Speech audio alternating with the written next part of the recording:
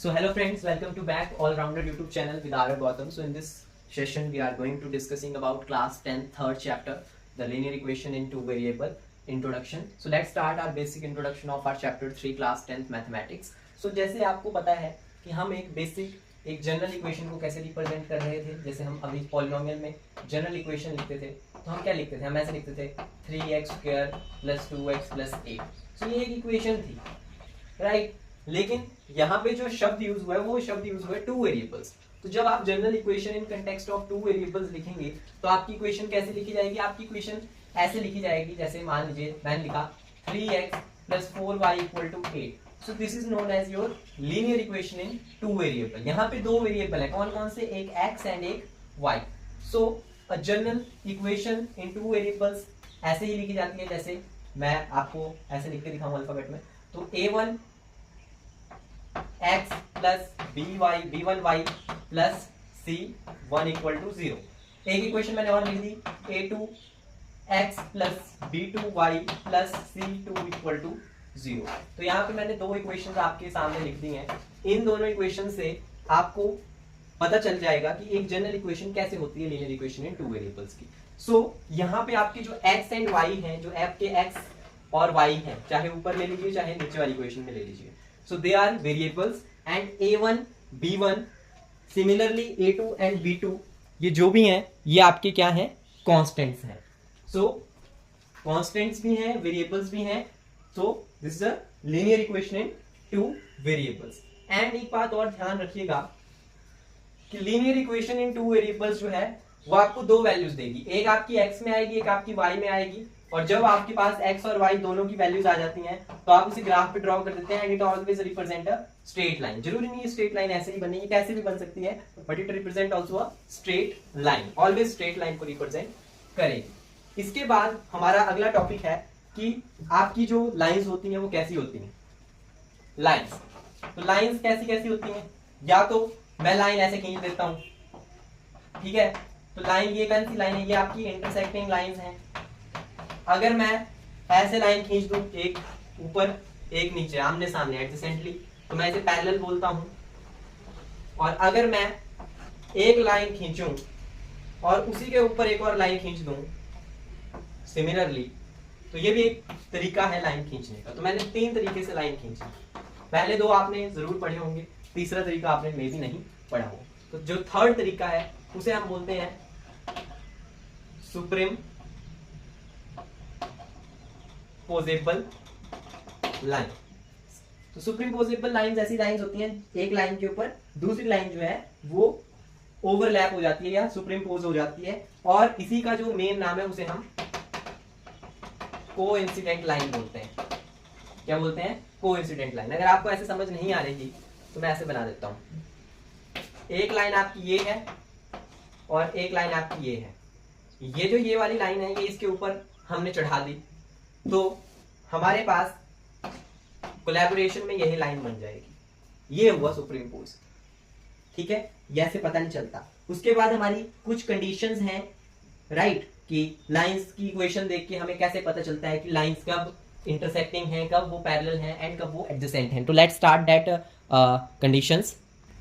So first case है हमारा a1/a2 is not equal to b1/b2 and similarly not equal to c1/c2. तो ये आपको इक्वेशन कब देखने को मिलेगी, ये आपको तब कंडीशन देखने को मिलेगी जब आपकी लाइंस कैसी होंगी, आपकी लाइंस जो होंगी वो इंटरसेक्टिंग लाइंस होंगी. तो इंटरसेक्टिंग लाइंस के लिए क्या कंडीशन है, ये कंडीशन है. अभी आप इस लाइन को ध्यान से देखो, ठीक है, कंडीशन क्या है लाइन के लिए. तो ये कंडीशन है, मतलब कि ये इक्वल नहीं है आपस में.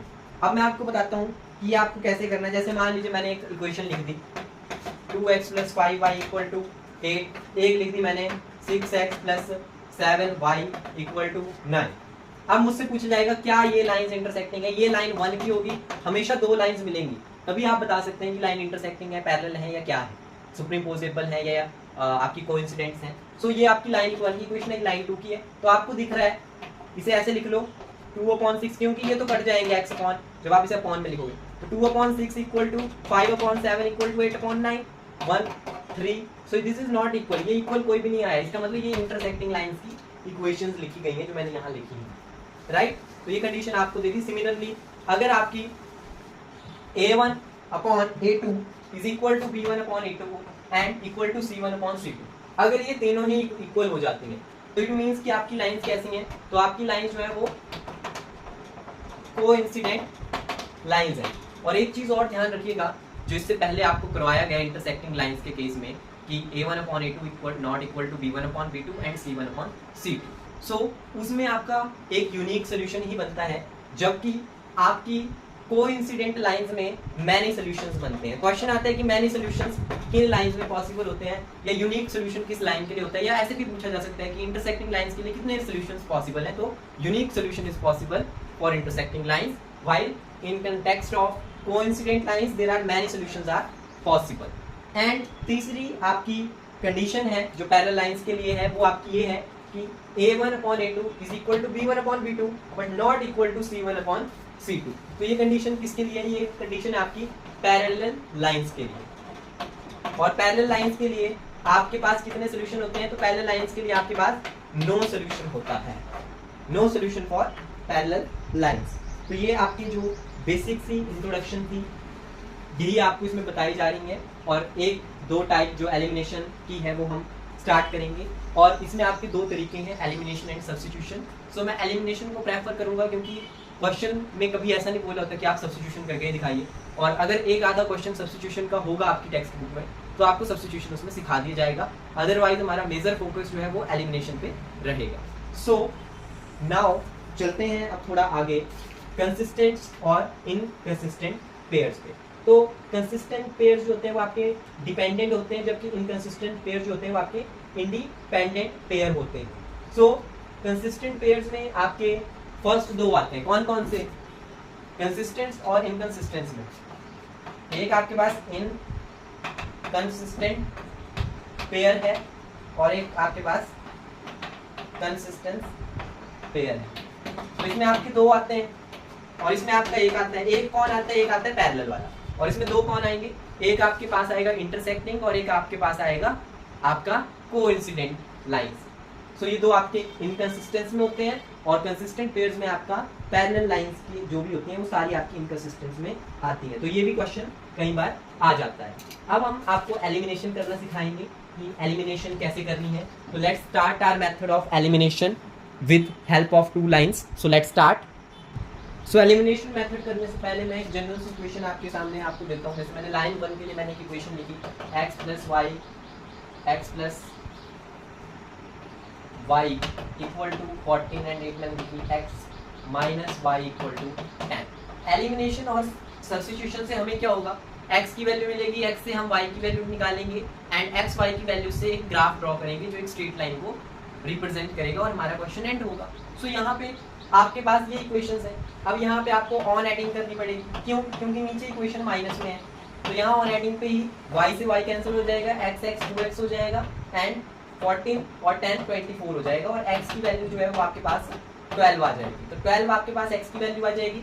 एंड जब आप इसे इक्वेशन 1 मान लें, इसे 2 मान लें और इस x की वैल्यू को पुट कर दें किसी भी इक्वेशन में, मैं 1 में कर रहा हूँ, तो 12 plus y equal to 14। So y equal to 14 minus 12 equal to y equal to 2। तो मेरे पास ये वैल्यू आ गई। अब मैं अगर इसका ग्राफ ड्रॉ कर दूं तो कुछ ऐसा आ जाएगा। y पे मुझे 2 करनी है, सो this is 1, this is 2 and यहाँ पे x पे मुझे 12 करनी है। तो let us suppose this is my 6 and this is my 12। तो ये मेरी x एक्सिस है, x पे मैंने 6 कर दी, y पे मैंने 2 कर दी, और मैं जब इसे विद हेल्प ऑफ स्केल जब ज्वाइन करूंगा तो एक स्ट्रेट लाइन को रिप्रेजेंट कर जाएगी। सो आपको ऐसे करना है। अब इसे आप लिख भी सकते हो कि y पे कितना है और कैसे है, पॉइंट्स को रिप्रेजेंट कर सकते हैं। जैसे अगर इस पॉइंट को रिप्रेजेंट किया जाए तो क्या आएगा? x एक्सिस पे 12 है, y पे 0, जबकि यहाँ पे क्या है? यहाँ पे ये y एक्सिस में है, इसका x एक्सिस क्या है? 0 है, y एक्सिस क्या है? 2 है। तो 0,2 एंड दिस इज 12,0। ऐसे आप रिप्रेजेंट कर सकते हैं और आप चेक भी कर सकते हैं आपका आंसर। अगर आपका ग्राफ स्ट्रेट लाइन नहीं है तो इट मीन्स उसमें कहीं ना कहीं कैलकुलेशन या कोई एरर फाइंड आउट हो जाएगा। लेकिन ये तो हुआ सिंपल इक्वेशन में जिसमें हमें बस ऐसे दिया था। लेकिन अब हम थोड़ा इससे थोड़ा टफ क्वेश्चन करके देखते हैं। So let's start our second example. So आपके सामने आपको लाइन 1 की इक्वेशन एंड लाइन 2 की इक्वेशन दी है and linear equation in 2 variables आपको सिमिलरली इसमें फाइंड आउट करना है। सो इस इक्वेशन को अगर आप ध्यान से देखें तो 2x + 5y = 7 and 3x - 4y = 18। तो 2x और 3x है। अब यहाँ अगर आप ध्यान से देखें तो ऑन एडिंग से भी बात नहीं बनेगी और नॉन सब्ट्रैक्टिंग से भी बात नहीं बनेगी, राइट। तो अब हमें क्या करना पड़ेगा, हमें इसे कैसे करना पड़ेगा, एलिमिनेशन से करना पड़ेगा। तो एलिमिनेशन जब हम लगाएंगे तो अगर हम ध्यान से देखें नीचे यहाँ पे 4 है और ऊपर यहाँ 5 है, लेकिन चलिए उससे पहले हम चेक कर लेते हैं कि लाइन कैसी है, इंटरसेक्टिंग है कि कोइंसिडेंट लाइन है या पैरेलल लाइन है। तो उसके लिए आपको इसे 1 मान लेते हैं, इसे हम 2 मान लेते हैं और 2/3 = 5/-4 = 7/18 लिख के देख लिया। अब हमें पता लग रहा है ये कुछ नहीं कट रहा है, इसका मतलब ये नॉट इक्वल है आपस में। एंड अगर ये आपस में नॉट इक्वल है तो ये कौन सी लाइन होंगी, ये होंगी आपकी कौन सी लाइन होंगी, वन सोल्यूशन होगा, यूनिक सोल्यूशन होगा, जो भी आप बोलना चाहें वो बोल सकते हैं। और लाइन जो होंगी वो आपकी इंटरसेक्टिंग लाइन है। तो इट मीन्स यहाँ पे इंटरसेक्टिंग लाइंस हैं, तो इसका मतलब यहाँ पे एक ही सोल्यूशन होगा, एक्स और वाई की वैल्यू सबकी जो है वो एक जैसी आएगी। तो ऐसे क्वेश्चंस में हमें जैसे मैंने लिखा 2x + 5y = 7, इसे मैंने इक्वेशन 1 मान ली है ऊपर, तो मैं दोबारा नहीं लिखता, स्पेस कमी हो गई। तो इक्वेशन 1 में मैं मल्टीप्लाई कर दूं इस 4 से एंड इक्वेशन 2 को मेरे को मल्टीप्लाई करना पड़ेगा इस 5 से। अगर मैं ऐसा करूंगा तो मेरे पास यहाँ सेम y की वैल्यू बन जाएगी और वो कट जाएगी और x फैक्टर से मैं x की वैल्यू निकालने के बाद y की वैल्यू निकाल सकता हूँ। तो लेट्स स्टार्ट। सो मैंने क्या किया, मल्टीप्लाई कर दिया। तो 1 को करना है 4 से, तो 4 2 8, 4 5 20, y = एंड 7 4 28 हो जाएगा। और दूसरी इक्वेशन को 5 से करना है तो 5 3 15, x माइनस का साइन ही आ जाएगा एंड 5 4 अगेन 20y, और आपको पता होना चाहिए आप 18 5 कितने होते हैं, तो 18 5 आपके कितने होते हैं, बताओ जल्दी, क्वेश्चन क्या है हमारा। 18 5 90 होते हैं, तो 90 बोलते हैं ना, 18 5 90, तो 90 होते हैं। अब यहाँ पे अगर आप ऑन एडिंग कर दो तो क्या होगा, ये कट जाएगा। 5 और 15 x कितना हो जाएगा, बन जाएगा 23x। 90 और 28 करेंगे तो बन जाएगा 118 और x की वैल्यू आ जाएगी 118/20। अब आपके पास ये वैल्यू आ चुकी है तो आप इसे पुट भी कर सकते हो। पुट में लिख दिया हमने 1, तो मैं 2 लिखूंगा, x की वैल्यू 118/23 लिख दी प्लस 5y = 7। अब मुझे इसे सॉल्व करना पड़ेगा। तो जब मैं 2 से मल्टीप्लाई करूंगा 118/23 को, तो मेरे पास कितना बन जाएगा, 236/23 प्लस 5y = 7 एंड 5y को भी मैं निकालना चाहूँ तो ये माइनस फिर इधर चला जाएगा 236/23। तो ऐसे बनेगी फिर बात। अब एलसीएम लूंगा तो 23 ही आ जाएगा, राइट। तो एलसीएम कर लेंगे तो 23 ही आ गया, ठीक है। यहाँ कर देता हूँ नीचे एक स्टेप, एलसीएम कर देंगे, यहाँ 1 लिख लीजिए। तो एलसीएम लोगे 1 और 23 का तो 23 ही आ जाएगा। और उसके बाद आगे जब आप इसे सॉल्व करेंगे तो यहाँ पे ये कितना हो जाएगा, ये हो जाएगा 123 को 7 से मल्टीप्लाई कर दीजिए बेटा। तो 23 को जब आप 7 से मल्टीप्लाई करके देखें तो आपके पास आ रहा है 161 और ये तो इतना ही आ जाएगा। सो यहाँ पे 5y, राइट। तो अब आपको इसे आगे सॉल्व करना है, तो चलिए करते हैं इसे आगे सॉल्व। तो हमारे पास यहाँ तक हो गया था सॉल्व। अब हम आगे इसे सॉल्व करेंगे। जब आप इसे माइनस करेंगे तो 5y = यहाँ माइनस किया तो -75/23 आ जाएगा। y की वैल्यू निकालनी है, 5 यहाँ मल्टीप्लाई कर रहा है, उधर जाके डिवाइड करेगा तो 23 × 5 एंड ये आ जाएगा ऊपर 15। तो हमारे पास जो y की वैल्यू है वो कितनी आ गई, -15/23। और x की वैल्यू इससे पहले हमने निकाल ली है। तो x की वैल्यू क्या थी हमारी, x की वैल्यू थी हमारी 118/23। तो हमारे पास x और y की दोनों की वैल्यू आ गई है। सो यहाँ पे हमने लीनियर इक्वेशन इन 2 वेरिएबल्स के जो इक्वेशंस x और y के जो वेरिएबल्स थे उनकी वैल्यू हमने फाइंड आउट किया। तो इस तरीके के क्वेश्चंस आपको एग्जाम में देखने को मिलते हैं। और कुछ एक इक्वेशन है जो मैं अब इसके बाद आपको पूरी नहीं लिखवाऊंगा ऐसे स्टेप वाइज, तो आप यहाँ से समझ लीजिए। उनको मैं आपको जस्ट बता देता हूँ कि क्वेश्चन जो हैं वो कैसे पूछे जाते हैं आपके एग्जाम्स में। तो let's start that type of equations. So इस तरीके से क्वेश्चन आ जाते हैं कई बार, तो बच्चे जो है वो कंफ्यूज हो जाते हैं कि भाई ये क्वेश्चन तो बड़ी डरावनी है, यहाँ एलसीएम लेके करते हैं या कुछ ऐसा करते हैं। तो ऐसा करने की जरूरत नहीं है। अगर आप ध्यान दें तो इसमें अगर आप इस क्वेश्चन को इस तरीके से सॉल्व करेंगे, मल्टीप्लाई कर दो 6 से सभी इक्वेशन को, तो this is equation 1 and this is your equation 2।